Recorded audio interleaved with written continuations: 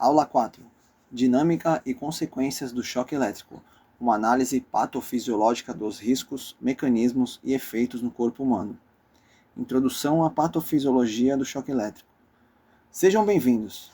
Iniciaremos hoje uma análise técnica detalhada sobre a dinâmica e as consequências do choque elétrico.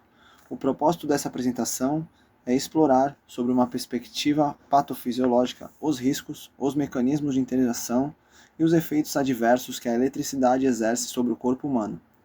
Veremos como órgãos vitais, incluindo o coração, o cérebro e os pulmões, e o sistema nervoso, são impactados por essa energia externa. Definição de choque elétrico. O que é o choque elétrico? Para compreendermos a natureza do perigo, devemos definir tecnicamente o choque elétrico.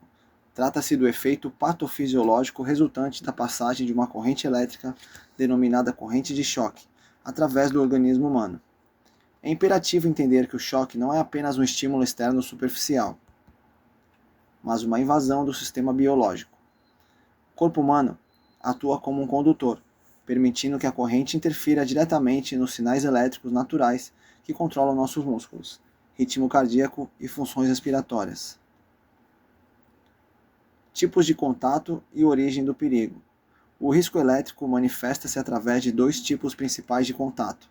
O contato direto ocorre quando há interação de pessoas ou animais com partes que estão permanentemente energizadas em uma instalação, como fios desencapados ou barramentos. Este contexto geralmente envolve falhas de comportamento ou ausência de proteção básica. Já o contato indireto ocorre com partes metálicas ou carcaças de equipamentos que ficaram energizadas acidentalmente devido a uma falha técnica de isolação, sendo muitas vezes um perigo invisível ao usuário. A equação da gravidade. É fundamental compreender que a gravidade de uma lesão elétrica não é estática. Ela resulta da interação de 4 fatores fundamentais. O primeiro é a intensidade da corrente, que atua como um fator determinante principal. O segundo é o tempo de exposição, funcionando como um multiplicador do dano. O terceiro fator é o percurso da corrente pelo corpo, que define o órgão-alvo atingido.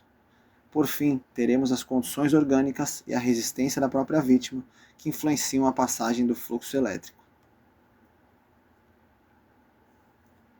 Escala de intensidade em baixa corrente. Ao analisarmos a escala de intensidade para baixas correntes, observamos diferentes respostas biológicas progressivas, entre 1 e 3 mA. Temos apenas a percepção, manifestada como um leve formigamento sem perigo imediato. Na faixa de 3 a 10 mA, ocorre a eletrização, onde a corrente já é capaz de provocar movimentos reflexos involuntários.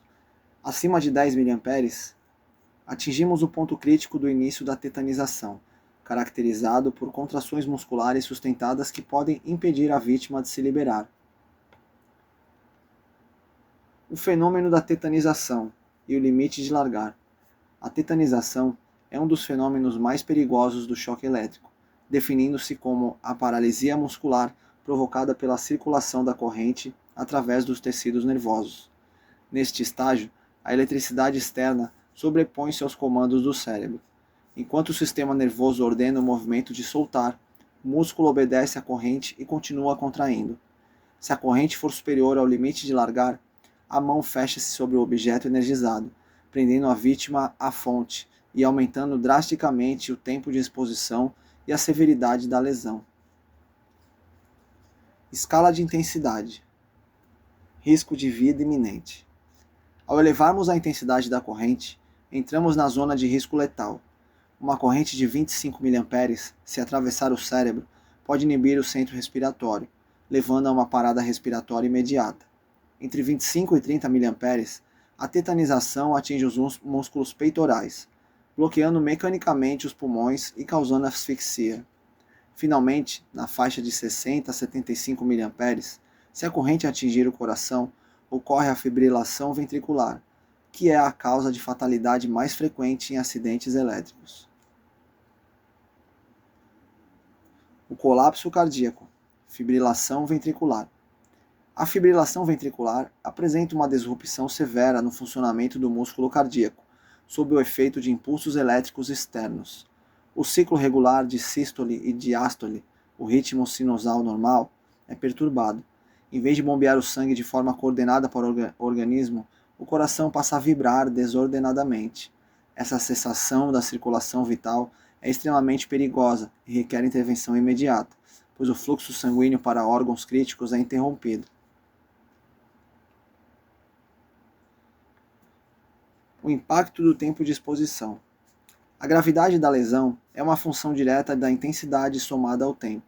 Exposições na escala de milissegundos podem permitir uma sobrevivência provável, mas a permanência do contato por alguns segundos frequentemente resulta em danos irreversíveis ou morte. Além do risco de parada cardíaca, o tempo prolongado intensifica o efeito Joule, gerando queimaduras nos tecidos internos que aumentam progressivamente com a duração do choque. Percurso da corrente e órgãos atingidos. O trajeto percorrido pela corrente define quais órgãos serão lesionados. No percurso mão a mão, os riscos predominantes são a fibrilação ventricular e a asfixia, pelo comprometimento do tórax. No trajeto mão a pé, há um risco de danos a múltiplos órgãos internos. Já o percurso cabeça e pé é crítico por envolver diretamente o sistema nervoso central, apresentando alto risco de parada respiratória por inibição cerebral. Efeitos térmicos e as queimaduras.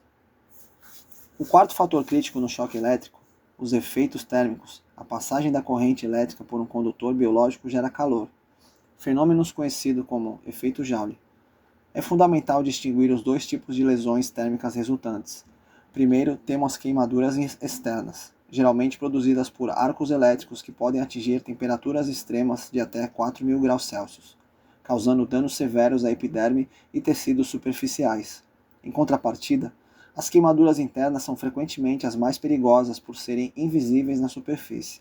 Elas resultam na coagulação e carbonização de tecidos profundos, destruindo artérias e nervos ao longo do percurso da corrente.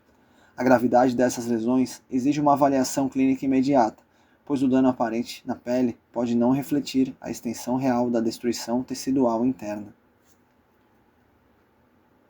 Outros transtornos patofisiológicos.